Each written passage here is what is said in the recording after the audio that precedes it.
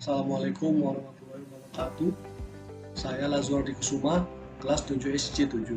Pertama-tama, marilah kita panjatkan puji dan syukur kepada Allah Subhanahu wa Ta'ala, Tuhan semesta alam, karena berkat karunia-Nya lah kita bisa menyelesaikan tugas ini dan mempresentasikannya melalui rekaman ini. Kepada Bapak Wahyu Riansyah, Eskom selaku dosen mata kuliah bagian jaringan syaraf tiruan. Kami akan mempresentasikan tentang jaringan syaraf tiruan menggunakan metode Fujii Tsukamoto. Saya akan memperkenalkan anggota kelompok saya untuk terlebih dahulu. Pertama, ada Muhammad Rahma, Evita Dwi Abdisa, Indah Nareka, Zaini Priyantiwi, Ismail Hidayat, Ismauli Pak Pahan, dan saya sendiri Lazwardi Kusuma. Mungkin ini presentasi yang sederhana, tapi kami sudah berusaha semaksimal agar terlaksananya tugas ini. Pertama-tama, masuk penjelasan metode Fujii Tsukamoto. Pada metode Fujii Tsukamoto, setiap konsekuen pada aturan yang terbentuk if then harus dipresentasikan dengan suatu himpunan Fujii dengan keanggotaan fungsinya yang berulang-ulang. Menurut para ahli, pada operasi himpunan yang dipakai pada metode Fujii adalah penghubung. Jadi, dari itu nilai keanggotaan anteseden dari aturan Fujii adalah irisan dari anggota A1 dan variabel 1 dengan nilai keanggotaan B1 dan variabel 2. Terus di bawah dia masing-masing ada irisan-irisannya, tapi ada penghubung antara setiap irisannya. Nah, jadi nilai keanggotaan dari operasi penghubung N dan dari aturan Fujii adalah nilai minimal di antara nilai anggota yang berada pada A1 dan variabel 1 dan nilai keanggotaan B2 pada variabel 2. Demikian pula nilai keanggotaan anteseden dari aturan Fujii adalah nilai minimal antara nilai keanggotaan A dan variabel 1. Kemudian didistribusikan pada fungsi keanggotaan himpunan C1 dan C2 sesuai aturan Fujii. Ini seperti sistem yang mendistribusikan hasil nilai supaya terbentuklah suatu himpunan nilai yang berkesinambungan. Nah, itulah kira-kira menurut saya. Lalu selanjutnya akan menghasilkan nilai keluaran, outputnya dicari dengan cara mengubah input. Lalu cara ini dinamai dengan metode defusifikasi. Metode ini dipergunakan pada metode Tsukamoto adalah metode defusifikasi rata-rata terpusat yang dirumuskan pada persamaan berikut. Mari kita buka gambar 21. Terima kasih. Perkenalkan, nama saya Risma Uli Papahan, NIREM 2018-021-200. Di sini saya akan meneruskan presentasi penerapan metode Fujii Tsukamoto dalam berbagai permasalahan, khususnya dalam hal pengambilan keputusan. Contohnya adalah menentukan jumlah produksi dalam optimasi produksi sebagai berikut. Suatu perusahaan yang bergerak pada bidang makanan rata-rata menerima permintaan dari konsumen sekitar 1000 pizza per hari, dan secara statistik dalam 1 bulan terakhir permintaan tertinggi dari konsumen adalah 5000 pizza per hari. Sedangkan untuk kebutuhan persediaan barang yang masih tersedia di perusahaan, tiap harinya tersedia rata-rata 100 pizza. Walaupun kapasitas perusahaan maksimum hanya dapat menampung 600 pizza. Akan tetapi, perusahaan sampai saat ini baru mampu memproduksi paling banyak 7000 pizza per hari. Dan demi efisiensi mesin dan SDM, perusahaan diharapkan setiap hari memproduksi paling sedikit 2000 pizza. Dengan adanya data tersebut, akan dihitung berapa yang harus diproduksi perusahaan jika ada permintaan dari konsumen sebanyak 4000 pizza dan persediaan yang masih tersedia sebanyak 300 pitch. Supaya dapat mencukupi kebutuhan pangan masyarakat dan mengantisipasi kekurangan sumber bahan makanan walaupun tidak termasuk bahan pokok. Dengan adanya permasalahan tersebut, maka untuk menerapkan metode Tsukumoto ada beberapa tahapan penyelesaiannya. Yang pertama, tahap fusifikasi. Berdasarkan kriteria dalam soal tersebut, ada 3 variabel fungsi dapat dimodelkan menjadi grafik keanggotaan seperti berikut. Yang pertama, permintaan terdiri atas 2 himpunan, yaitu himpunan turun dan himpunan naik. Dapat kita lihat pada gambaran grafik permintaan himpunan turun dan himpunan naik. Himpunan turun atau X sama dengan 5.000 dikurang X per 4.000 dikurang 1.000, maka X kurang dari 5.000. Himpunan turun atau X bernilai 1 apabila jika X kurang dari 1.000. Himpunan turun atau X bernilai 0 apabila X lebih dari 5.000. Himpunan naik atau X sama dengan X dikurang 1.000 per 4.000 dikurang 1.000, maka X kurang dari 5.000. Himpunan naik atau X bernilai 0 apabila jika X kurang dari 1.000. Himpunan naik atau X bernilai 1 apabila X lebih dari 5.000. Derajat keanggotaan untuk permintaan 4.000 pitch adalah himpunan turun 4.000 sama dengan 5.000 dikurang 4.000 per 4.000 sama dengan 0,25. Himpunan naik 4.000 sama dengan 4.000 dikurang 1.000 per 4.000 sama dengan 0,75. Yang kedua, persediaan terdiri atas 2 himpunan, yaitu himpunan sedikit dan himpunan banyak. Dapat kita lihat pada gambar grafik persediaan himpunan sedikit dan banyak. Himpunan sedikit atau Y sama dengan 600 dikurang Y per 500 dikurang 100, maka Y kurang dari 600. Himpunan sedikit atau Y sama dengan bernilai 0 apabila jika Y kurang dari 100. Himpunan sedikit atau Y bernilai 0 apabila Y lebih dari 600. Himpunan banyak atau Y sama dengan Y dikurang 100 per 500 dikurang 100, maka Y kurang dari 600. Himpunan banyak atau Y bernilai 0 apabila Y kurang dari 100. Himpunan banyak atau Y bernilai 1 apabila jika Y lebih dari 600. Derajat keanggotaan untuk persediaan 300 pitch adalah himpunan sedikit 300 sama dengan 600 dikurang 300 per 500 sama dengan 0,6. Himpunan banyak 300 sama dengan 300 dikurang 100 per 500 sama dengan 0,4. Selanjutnya akan dijelaskan oleh teman kita Ismail Hidayat. Terima kasih, lebih dan kurangnya saya mohon maaf. Assalamualaikum warahmatullahi wabarakatuh. Ya, saya Ismail Hidayat. Di sini saya akan meneruskan apa yang disampaikan oleh teman saya sebelumnya. Oke, mari kita simak baik-baik. Nah, sekarang kita masuk ke variabel yang kedua dari 3 variabel tadi ya. Variabel pertama permintaan, variabel kedua persediaan, dan variabel ketiga produksi barang. Nah, sekarang kita bahas lagi adalah variabel kedua, persediaan. Persediaan itu terdiri atas 2 himpunan fazi, sedikit atau banyak. Kapan persediaan sedikit dan kapan persediaan banyak? Kita lihat lagi aturannya adalah persediaan paling sedikit itu dia di gudang itu 100 dan yang paling banyak itu di gudang 600. Dari mana nilai ini? Dari soal yang udah kita bacakan tadi. Nah, nilai dari 100 sampai 600 ini merupakan batasan untuk nilai terendah dan nilai tertingginya. Nah, sekarang kita bahas dulu mu persediaan sedikit Y. Variabelnya sekarang kita ganti Y. Kalau tadi X adalah untuk permintaan, maka Y ini adalah untuk persediaan.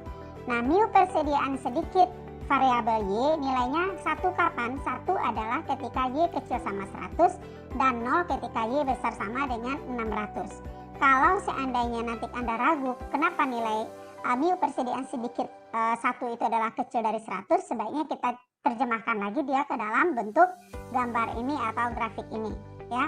Jadi kita buat di sini nilai terkecil 100 dan nilai terbesarnya adalah 600. Dari 100 tarik garis ke atas, kemudian sebelah kiri ini adalah wilayah mu sedikit yang nilainya adalah 1. Nah, kapan mu persediaan sedikit yang nilainya 1? Kita perhatikan di sini adalah ketika nilai y-nya adalah dari 100 ke bawah. Ini 100 ke bawah ini, maka ini adalah mu persediaan sedikit yang betul-betul nilainya 1. Kemudian nilai tertingginya 600, tarik garis ke atas lagi, kemudian ambil ke kanan, maka wilayah di sini adalah untuk mu persediaan banyak yang nilainya adalah 1 ya. Mu persediaan banyak yang nilainya itu adalah 1, mu persediaan banyak yang nilainya 1 di sini adalah ketika y adalah lebih besar atau sama dengan 600. Di sini adalah mu persediaan banyak nilainya adalah 1. Nah, setelah itu kita tarik garis silang di antara keduanya, kemudian kita letakkan nilai persediaan yang ada di gudang sekarang adalah 300. Kita tarik garis ke atas, ketemu dulu dengan banyak, yaitu dengan nilai 0,4. Lanjut lagi tarik lagi ke atas, ketemu dengan daerah sedikit, yaitu dengan nilainya adalah 0,6. Maka bisa kita katakan adalah mu persediaan banyak nilai 300 adalah 0,4 dan mu persediaan sedikit dari nilai 300 adalah 0,6. Ya, ini dia 0,6 dengan 0,4. Atau kalau kita masukkan ke dalam variabel ini, kapan mu persediaan sedikit dari y nilainya adalah 1? Ketika y kecil sama 100. Kapan dia 0? Batasnya di sini. Ya, kalau ini nilainya adalah 1, kalau ini nilainya tidak lagi 1, mungkin saja 0,8, 0,7, 0,5 dan seterusnya. Kapan dia bernilai 0? Batasnya adalah dari sini. Dari wilayah nilai daripada 600 ini. Yaitu nilai 600 atau lebih besar atau sama dengan 600, itu nilai sedikit sudah tidak ada lagi atau nilainya adalah 0. Nah, nilai diantaranya itu adalah 100, dari 100 sampai dengan 600. Maka nilai antaranya 600 dikurangkan dengan y, kemudian dibagi dengan 600 dikurang 100. Untuk mu persediaan banyak, kapan nilainya bernilai 1? Ya, batasnya di sini. Kalau nilainya udah dari 0 sampai 100, ya, itu berarti adalah 0 nilainya karena tidak lagi wilayah dari banyak. Kapan dia bernilai 1? Yaitu nilainya adalah lebih besar tadi sama dengan 600. Nah, nilai tengahnya ini nanti tetap dari antara 100 sampai 600. Sekarang nilai y-nya yang dikurangkan dengan 100 dibagi 600 dikurang 100. Formulanya sama dengan permintaan tadi. Nah, nanti kita masukkan mu persediaan sedikit dari 300, karena tadi persediaan yang ada di gudang adalah 300, maka mu persediaan sedikit 300 itu berada di antara 100 sampai 600, maka kita pakai mu persediaan sedikit yang formulanya di tengah ini. Berarti 600 dikurang 300 dibagi dengan 600 dikurang 100. 600 dikurang 300 adalah 300, 600 dikurang 100 adalah 500, berarti 300 dikurang 500 adalah 0,6 atau 3/5. Untuk mu persediaan banyak 300, nilainya di tengah ini, berarti 300 dikurang 100 dibagi dengan 500. 300 dikurang 100 adalah 200, berarti ini adalah 200 per 500 sama dengan 0,4.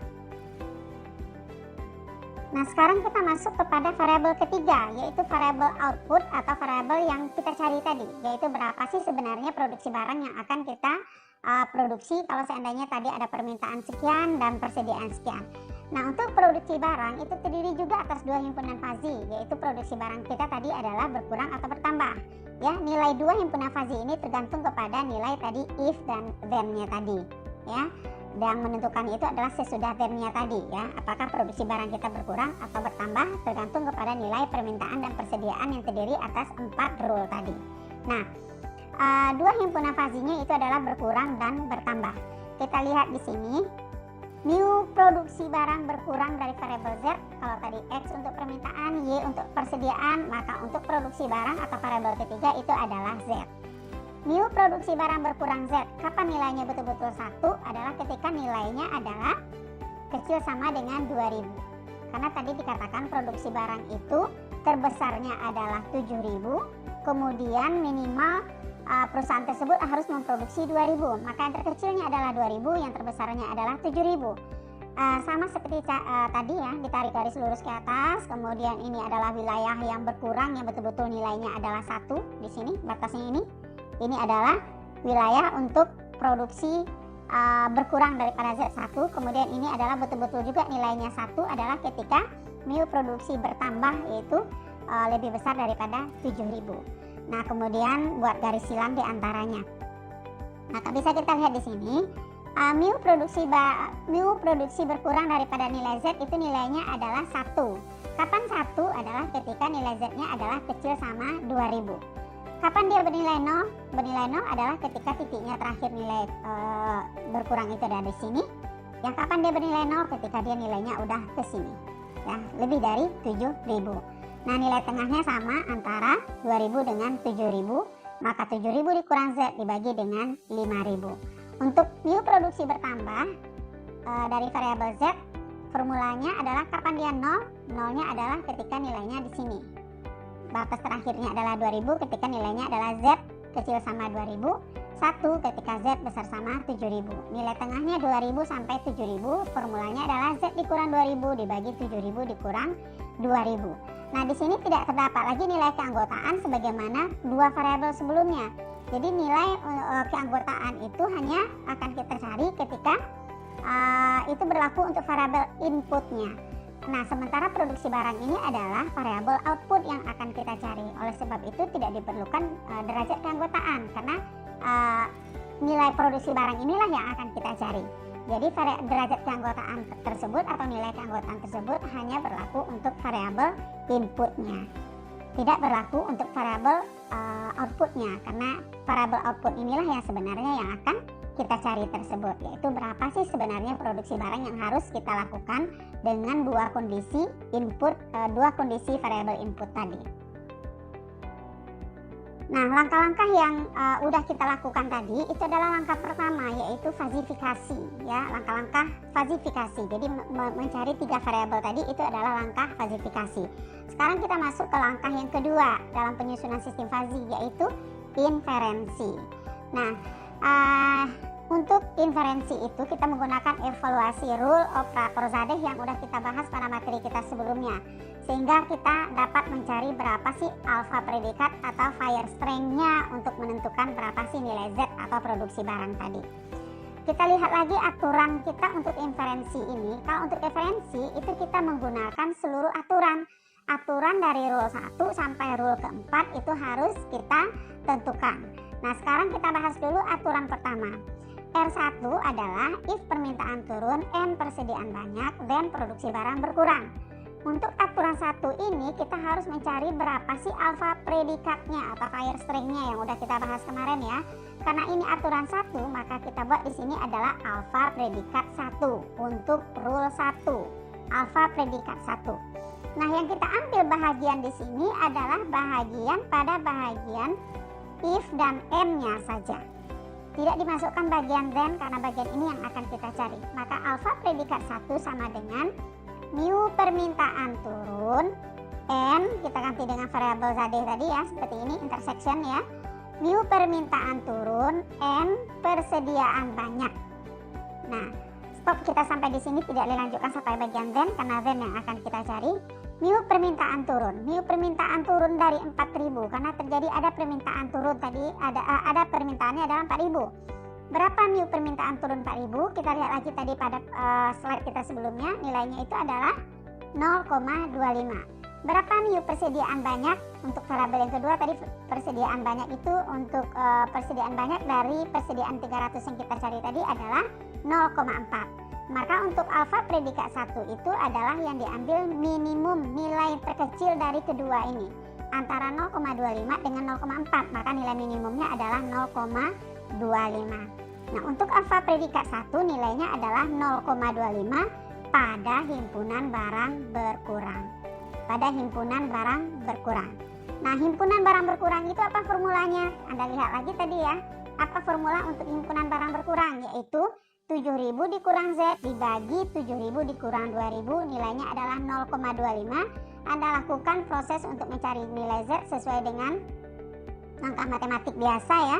Maka di sini dapat nilai Z1-nya nanti adalah 5.750.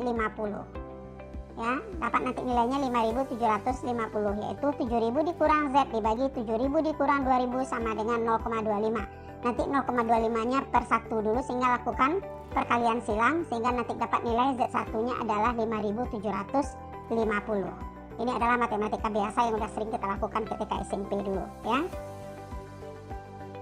Kemudian kita masuk sekarang ke aturan kedua. Aturan kedua adalah if permintaan turun and persediaan sedikit, then produksi barang berkurang.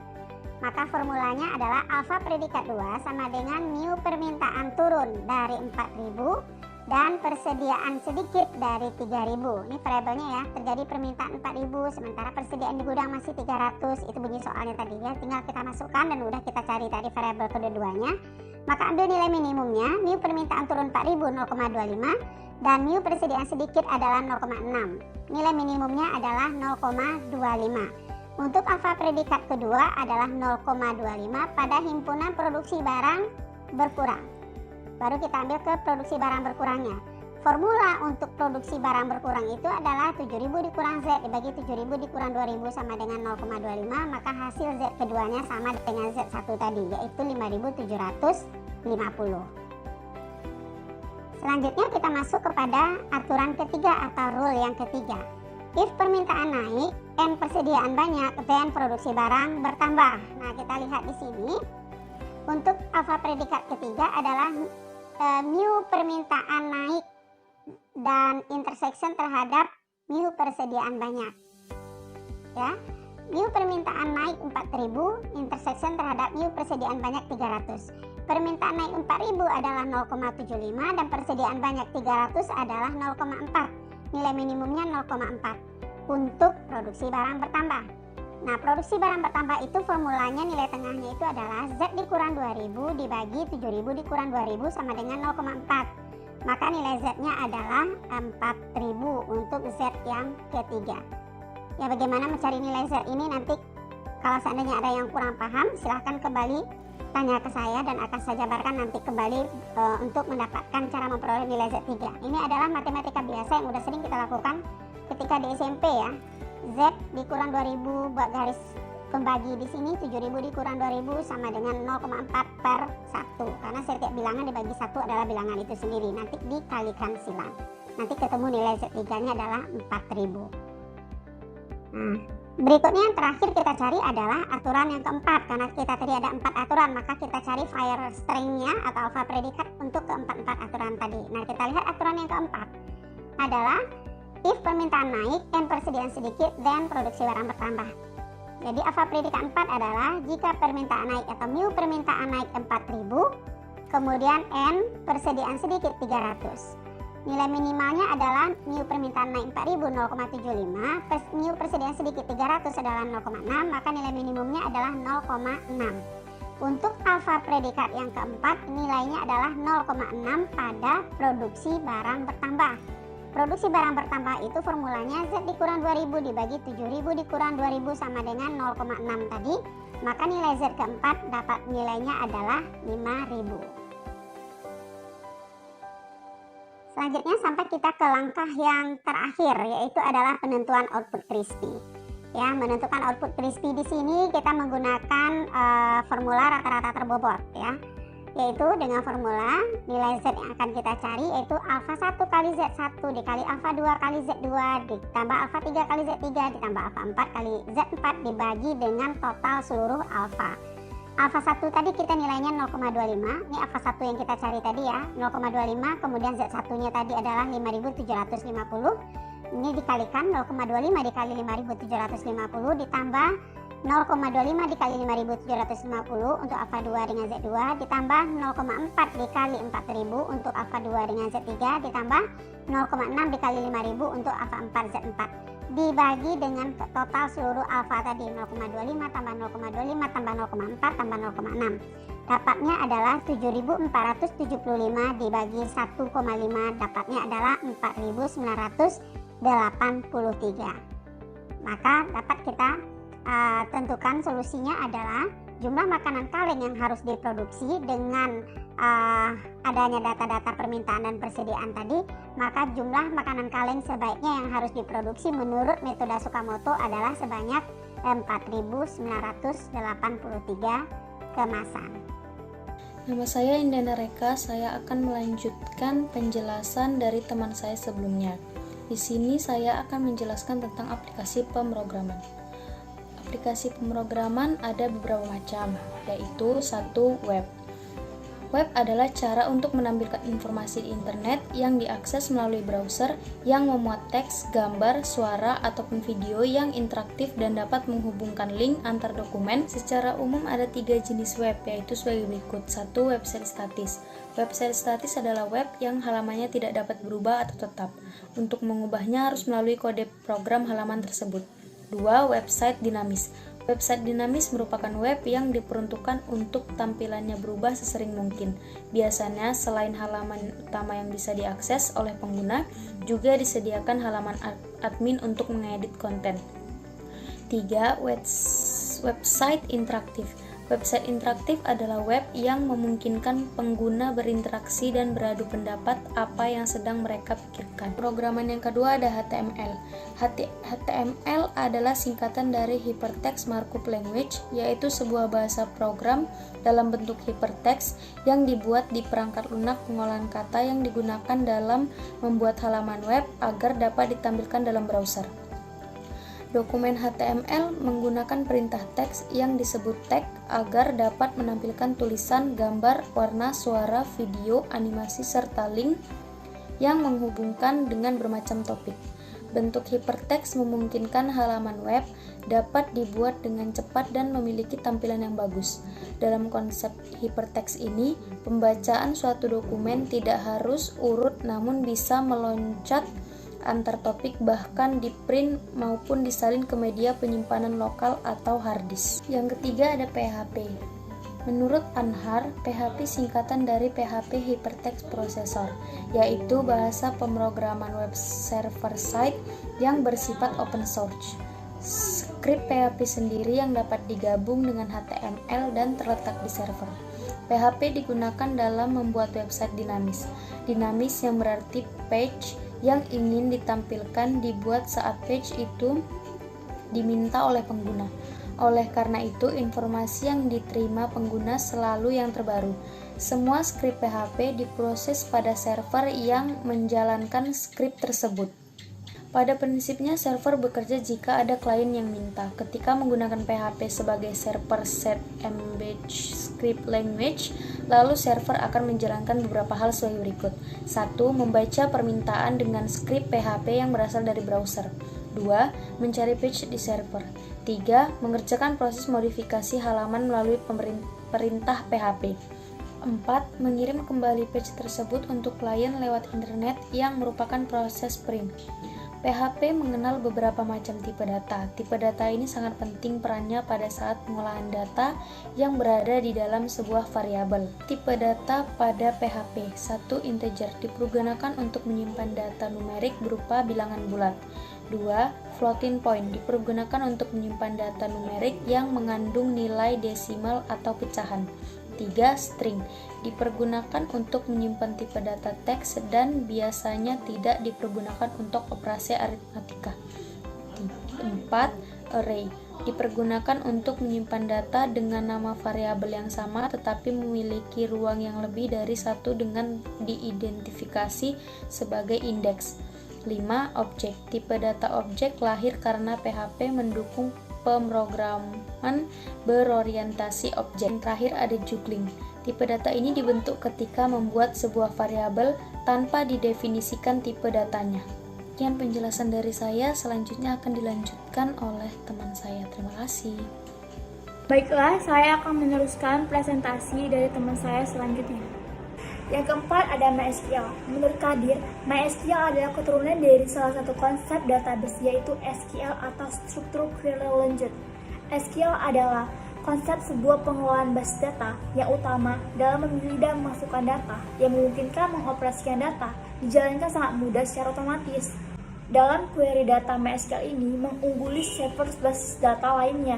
Dibuktikan untuk query yang dipakai oleh pengguna single, kecepatan query MySQL ini lebih cepat 10 kali dibandingkan PostgreSQL dan lebih cepat 5 kali dibandingkan Interbase. MySQL ini memiliki beberapa tipe data, yaitu int, float, date, datetime, char, varchar, blob, dan long blob.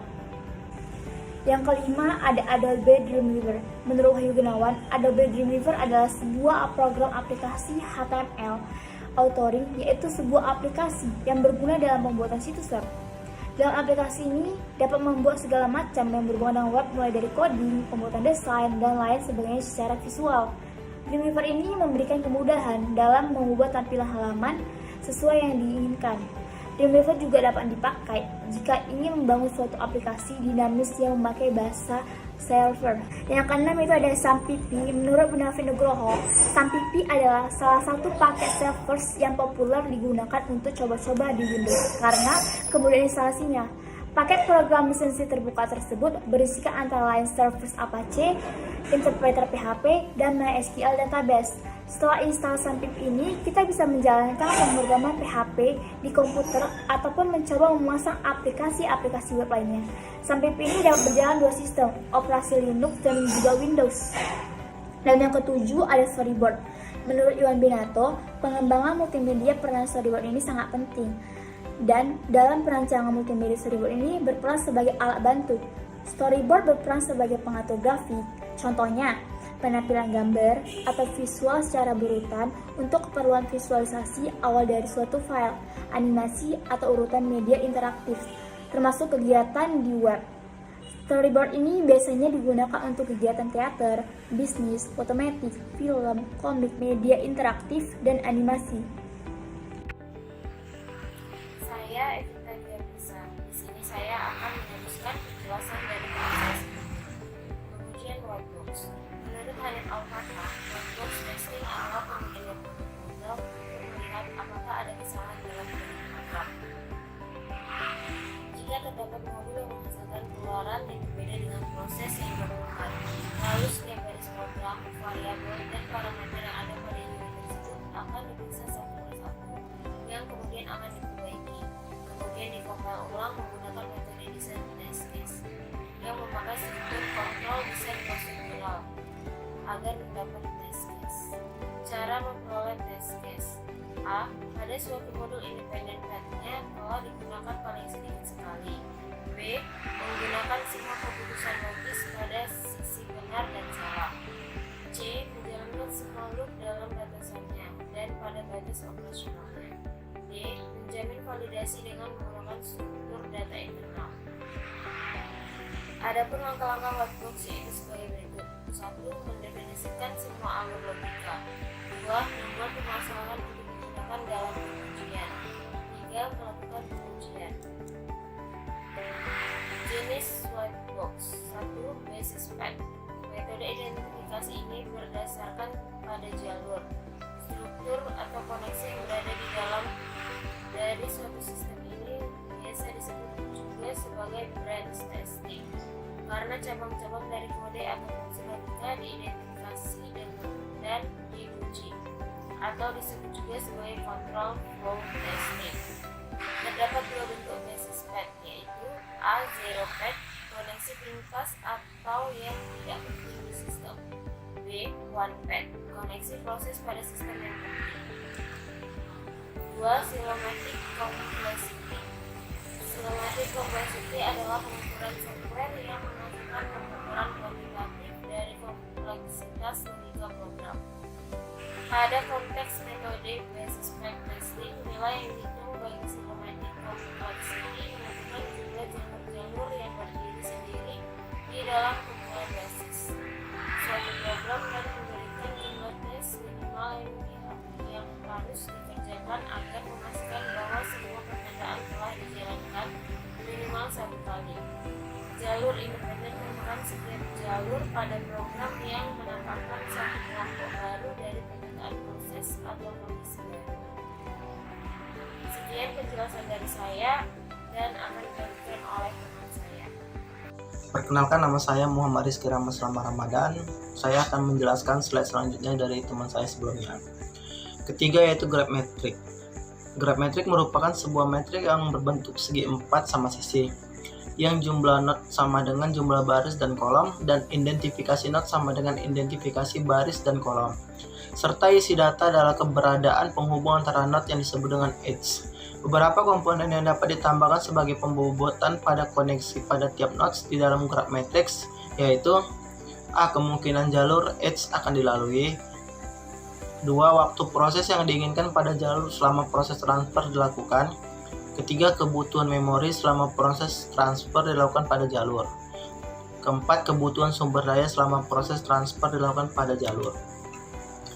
Keempat yaitu kontrol struktur testing, di mana kondisi testing yaitu suatu metode desain test case yang bertujuan untuk memeriksa berbagai keadaan logik yang berada di dalam modul program.